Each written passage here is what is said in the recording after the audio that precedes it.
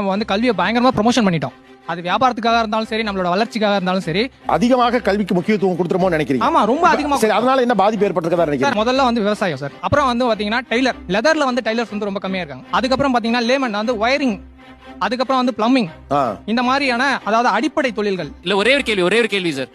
Fitter, plumber, electrician படிக்கிறதுக்கு ஆள் இல்லைன்னு சொல்றீங்க. யாரை படிக்க வைக்கலாம்னு மட்டும் சொல்லிட்டீங்கன்னா உங்களை படிக்க வச்சிடலாம் சார் உடனே. சார் யாரை படிக்க வைக்கலாம் சேர்த்து சொல்லிடுங்கன்ற. நம்ம எல்லாரையும் மேலவான்னு கூட்டிட்டு வந்தோம் சார். ஆனா வந்து இந்த ஸ்கில்ஸ் எல்லாம் வந்து நம்ம படிக்கல. யாரை படிக்க வைக்கலாம்னு சொல்லிடுங்க, அவங்களே படிக்க வச்சிடலாம் சார். உங்க பையனா ப்ரொடக்ஷனே வந்து 10 வருஷமா இல்ல சார். ப்ரொடக்ஷன் அவர் நேரா கேக்குறாரு, நீங்க என்ன பதிலே சொல்ல மாட்டீங்க? உங்கள்ட்ட ஒரு சின்ன படிக்கிறேனா நான் சார், சொல்றேன், நம்ம தான் சார் படிக்கணும். அத யார் உங்க பையனான்னு கேக்குறாரு. உங்க பையனா டைரக்டா கேக்குறாரு. அவன் என்ன படிக்க வைக்க போறீங்க சார்? அதாவது நான் அவன் விருப்பத்துக்கு தான் விட போறேன்.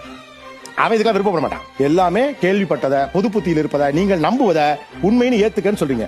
நீங்க நம்புறத நான் உண்மைன்னு ஏத்துக்கணும்னா நான் படிக்காம இருக்கணும். அதுக்கு சௌரியமா என்னை படிக்காம இருன்னு சொல்ற மாதிரியே இருக்கு.